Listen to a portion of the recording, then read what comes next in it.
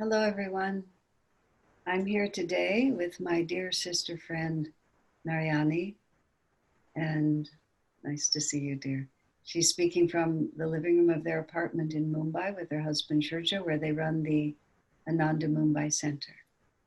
So I would like to ask you some questions, dear, about, yeah. So just tell me a little bit about um, who you were as a child and what kind of interest did you have in the meaning of life? How did it happen that you began to ask the deeper questions? I was a very happy child. I loved dancing and painting and get dressed and take my mom's jewelry and do makeup, and I just loved to just play and have fun. I was a very cheerful child, very loving. I used to get along very well with everyone. I had many friends, and that was pretty much my whole upbringing. I had wonderful parents. I always felt very loved, very well taken care of. I mean, everything was perfect. Then my parents got divorced in between, and that was almost a turning point in my life because suddenly my world collapsed a little bit, and the ideal that I have of a perfect marriage, a perfect house, perfect home, family united together, kind of broke into pieces. And I wasn't able to put that in my mind, like suddenly a veil was removed and I just didn't know what to do with that. So I found escape from that reality into partying and exploring the world of nighttime and going to discos, parties, and I kind of, went into an environment that wasn't the healthiest one or the most supporting one, but it was important for me to experience certain situations and environment to make me realize that I didn't want to go into that direction. So how old, And just for a second, how old were you when your parents divorced then? So when did 15, that, 15, uh-huh, 15, 16, and between 15, 16 until the age of, I will say, 19 uh-huh, or so, 19, 20. Those were years a little bit confusing for me. I was trying to um, build, and I mean, I was trying to understand who I was, my personality, I mean, everything about myself.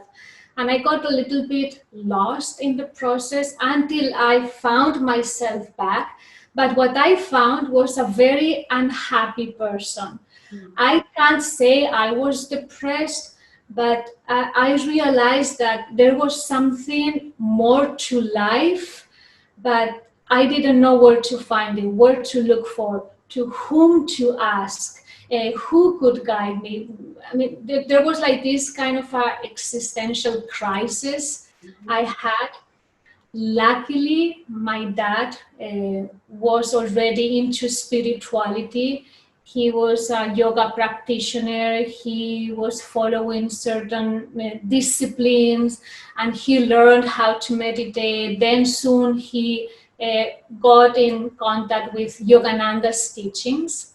mhm, So when he saw where I was and the kind of help I needed and my receptivity then to look for answers somewhere else and not just in the usual superficial way. I mean, he realized that the kind of questions I had were getting me close to, bring some spirituality into my life. So then he gave me the book, Autobiography of a Yogi. I think by then I was 20, 19, 20. And that book, I mean, it just changed my life forever. I started the book being one person, and when I ended the book, I felt reborn. I felt like I was a completely new person with a new life, new understanding, new, I mean, I found what was the purpose of life, and there was meaning, there was hope. I wanted to follow this man, Yogananda. I suddenly, it's like almost intuitively, my soul knew this is what you need to follow, this is what you need to do, and you need to learn this as soon as possible. In fact, one of the things that really awoken within me a memory, I felt like I had Alzheimer all this time, and suddenly that book awoken within me a memory who truly told me who I really was.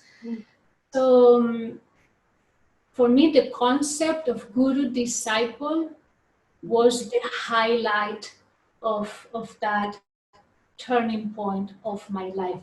I knew I needed to find a guru, I needed guidance, I needed a guide, and that awareness, which was grace, the instant awareness, made me realize this is it. There is no turning back, and I have found what I was looking for.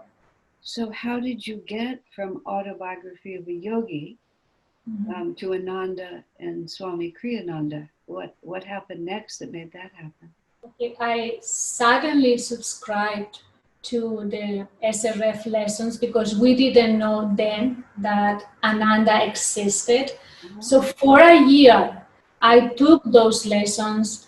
I kind of taught myself through the lessons how to practice Hong So, energization exercises. My dad was also receiving the lessons, and I was obsessed with Yogananda. I felt like a sponge, like every 2 weeks. I was desperate because the lessons used to be sent every 2 weeks. So those 2 weeks were like the longest, weeks of my life, because I was really in love with Yogananda. I found really the person I wanted to spend the rest of my life with. So I wanted to know as much as I could about him. There were very few books in Spanish, maybe 1 or 2 or 3, and I read those. And pretty much after a year or so, my dad heard about Swami Kriyananda, a direct disciple who was still living. He was then in Assisi in Italy. So my dad asked, let's go and check this out. A direct disciple of Yogananda in a community. There are people living there, meditating daily, practicing Kriya Yoga. We should go and check it out. So we went to Assisi, both of us, and the first time I just landed in Assisi, the first day, I just felt this incredible feeling of I'm home. This is home. This is where I belong. And the vibration that I felt just within hours of being in the community was the exact same vibration that I felt in my little tiny room in Spain while I was reading those lessons. So it was like a confirmation to me that this community, these people, are Yogananda. I'm feeling exactly the same as I felt when I was having that intimate, relationship with Yogananda through those lessons. Did you meet Swami that first visit, or did you meet No, him? I didn't. But in a sense, I met him through his music. The first or second day of our arrival, there was a concert there. I had no idea the kind of music I was going to listen. Ananda was so new for us. It was our first experience. And I went into the temple. I don't want to go into details in case this goes too long, but when the concert started, I just found myself, like pouring, just crying. Suddenly my heart opened up and then something touched me from within. Something got released for who knows how long was that thing inside being locked. So there was a power that that music had, and just lift me up from where I was.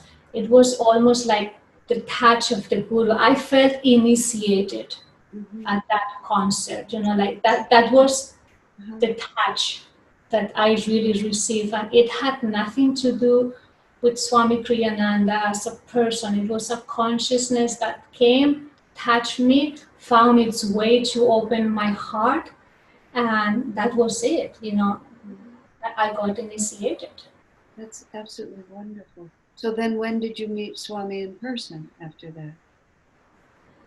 I met him, I think, a year later. Mm-hmm.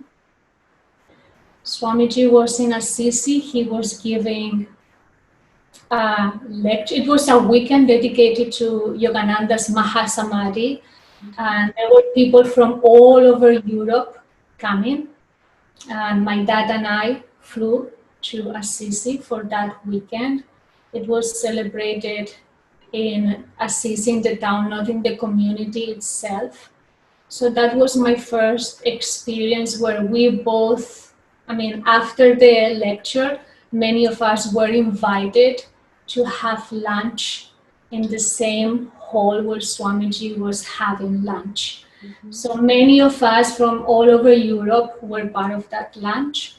At some point, I went to take my food from that buffet table, and Swamiji was there. So, for some reason, both of us just, got looking each other into each other's eyes. I think this was, a matter of less than a minute.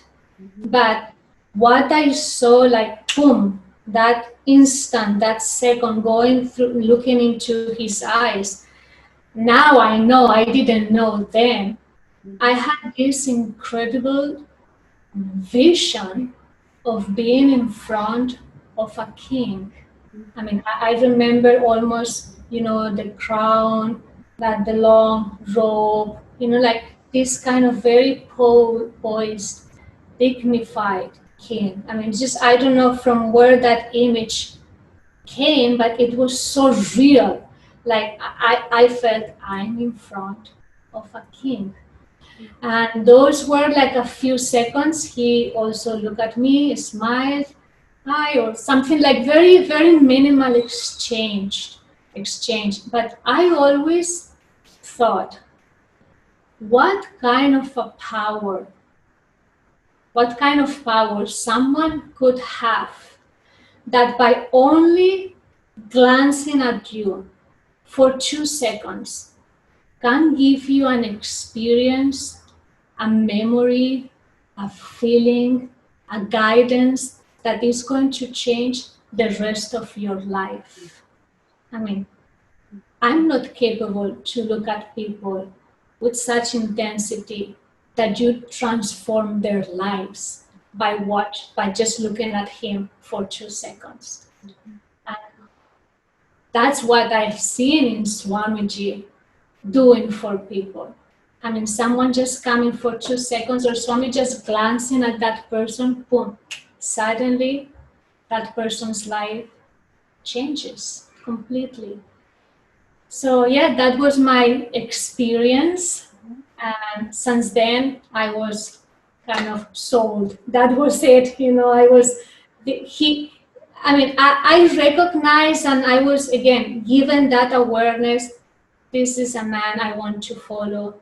This is it. He has something that I need, I want, and this is what Yogananda has chosen for my freedom, and this is it, whatever it takes. And very soon after that, Mm-hmm. 2 seconds exchange, I came back to Spain, and my life like changed completely in terms of, I left so many things behind. There was nothing else but Yogananda, Swami Kriyananda, Ananda. And then, so what did you do? So you folded up your life in Spain and went to where Swami was? Once I made that decision so consciously that I was willing to give and offer my life completely to Yogananda, to Swamiji. Soon after, I received the news of having a cancer.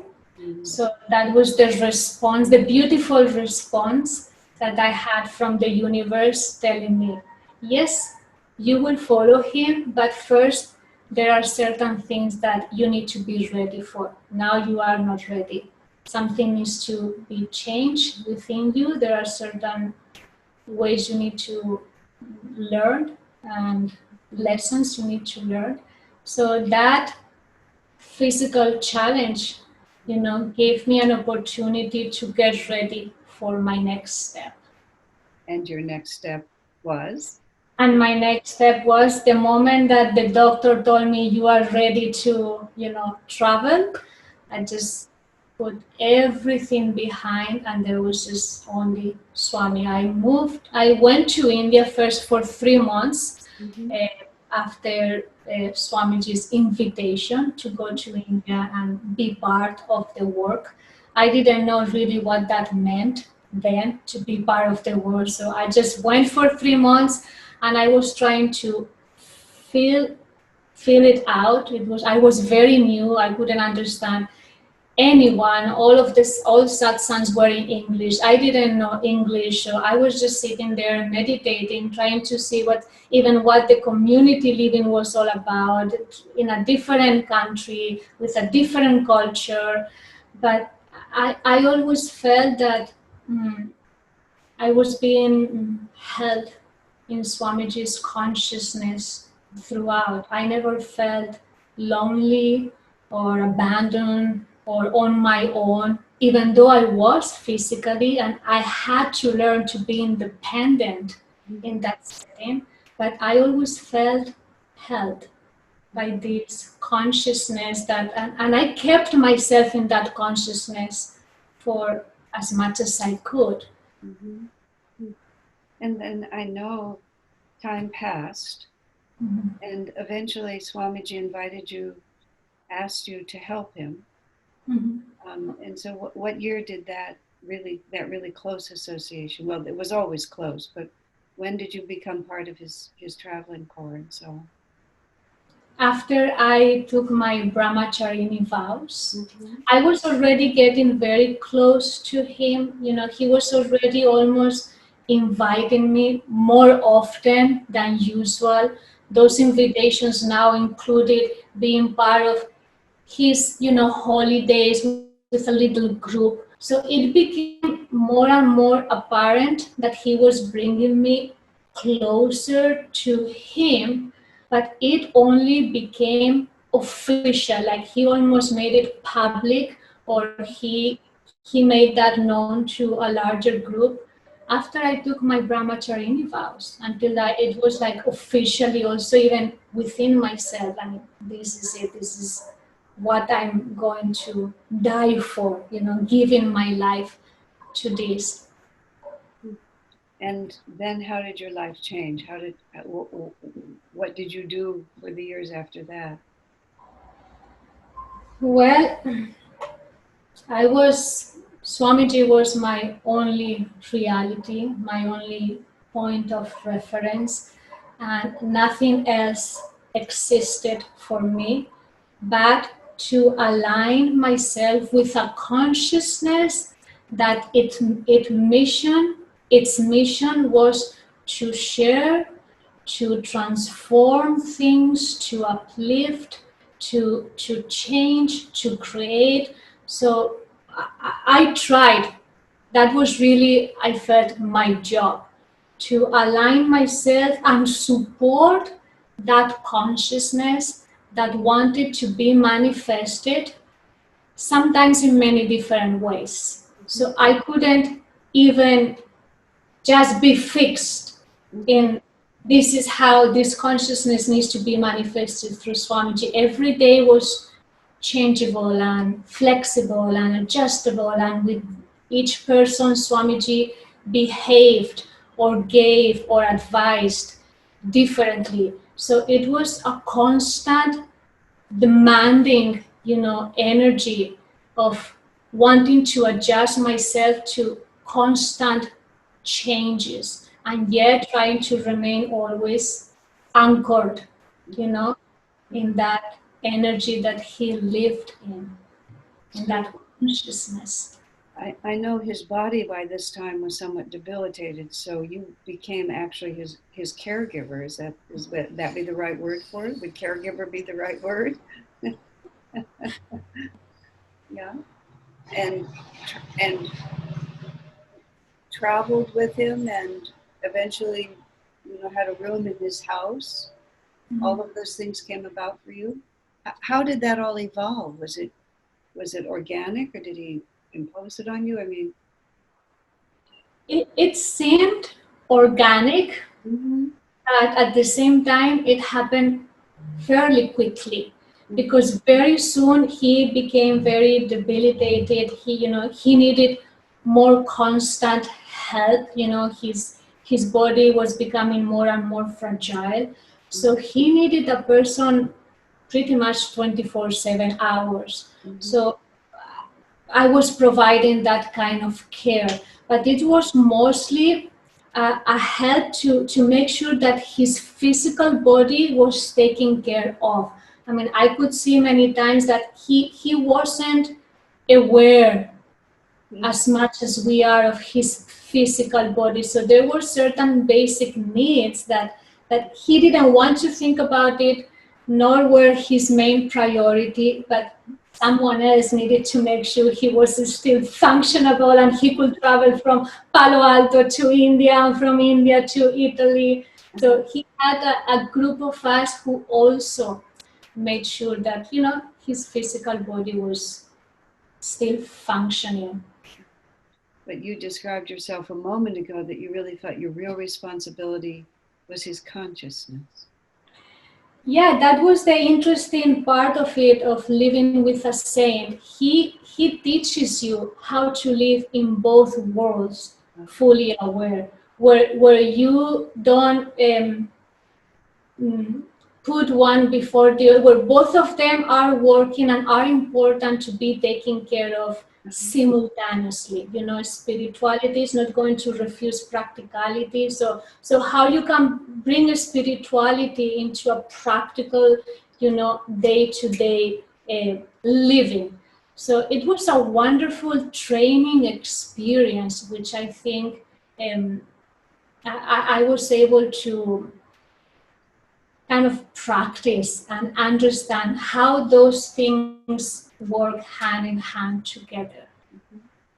So, if you were going to just try it in a simple way to say, what did it feel like? Because you had an experience that no one else will ever have in that particular way. But what did it feel like to just be with Swami 24/7 for months or years as you did?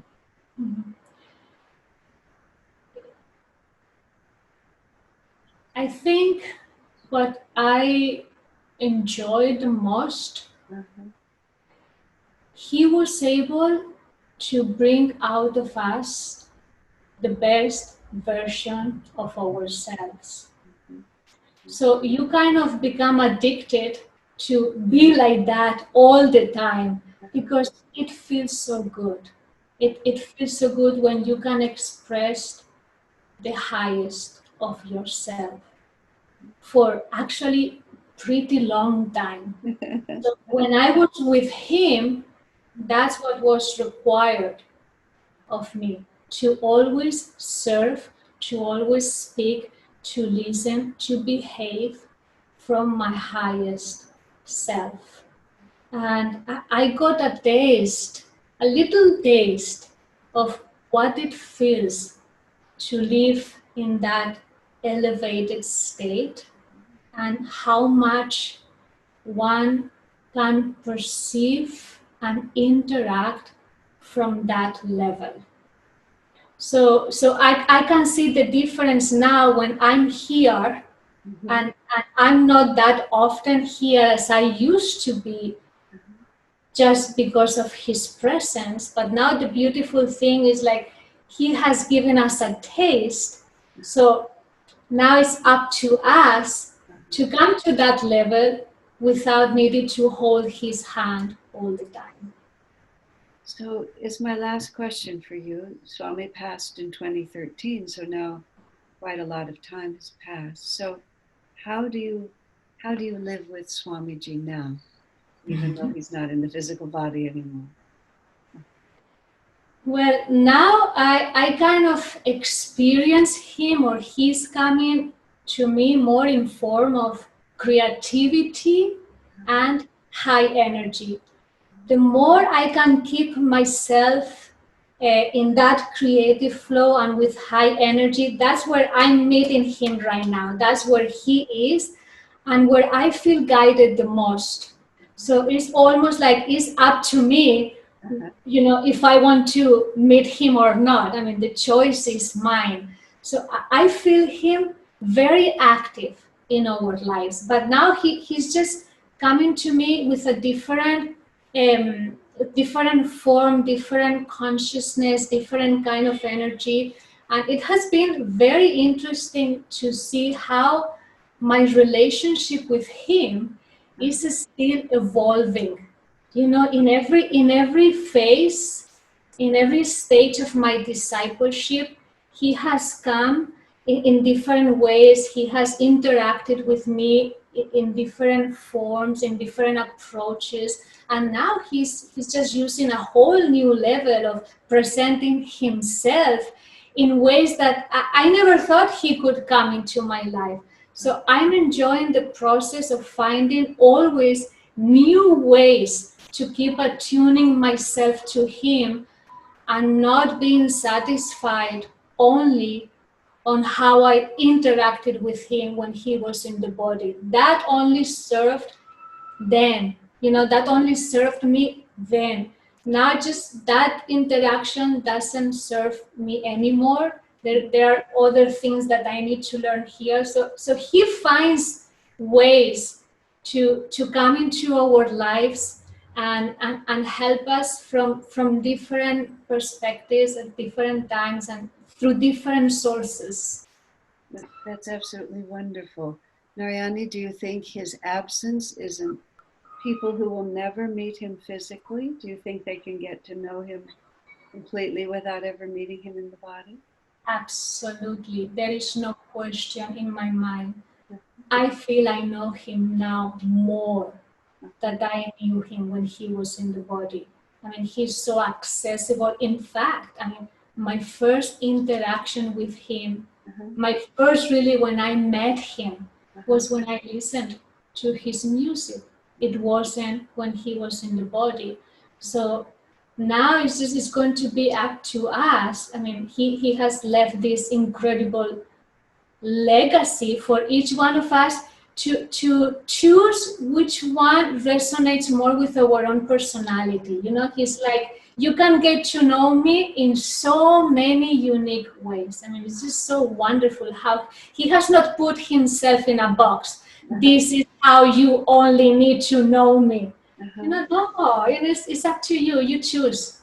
It's just beautiful to see also the newer people that are coming now, Mumbai, new devotees, how they have an instant recognition with Swamiji through a meditation or a dream or by reading or listening to his music. I mean, it's remarkable how much quicker now he's reaching out to people than he was when he was in the body. Isn't that wonderful? Narayani, thank you so much. I'm going to hold up now.